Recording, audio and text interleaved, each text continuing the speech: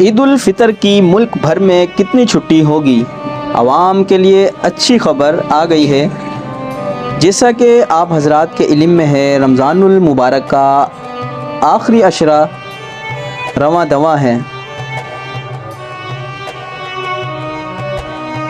तो इस बार ईद की कितनी छुट्टी होगी?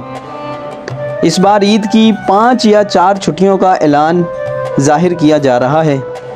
ईद उल फितर की छुट्टी के हवाले से समरी वज़ीर आज़म को भिजवा दी गई है। तवक्को की जा रही है वज़ीर आज़म रवां हफ्ते ही छुट्टियों का ऐलान कर देंगे।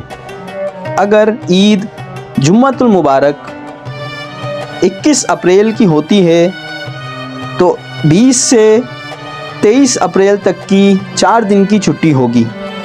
अगर ईद उल फितर बरोज़े हफ्ता 22 अप्रैल की होती है तो 20 से 24 तक की छुट्टियों की तवक्को की जा रही है, जो कि 5 छुट्टियां होगी।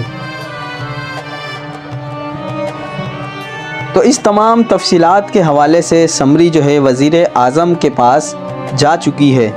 रवां हफ्ते ही ऐलान कर दिया जाएगा कि मुल्क भर में ईद उल फितर की कितनी छुट्टी मनाई जाएगी। चैनल को सब्सक्राइब करना मत भूलिएगा, बेल के बटन को भी क्लिक कीजिएगा। अल्लाह हाफिज़।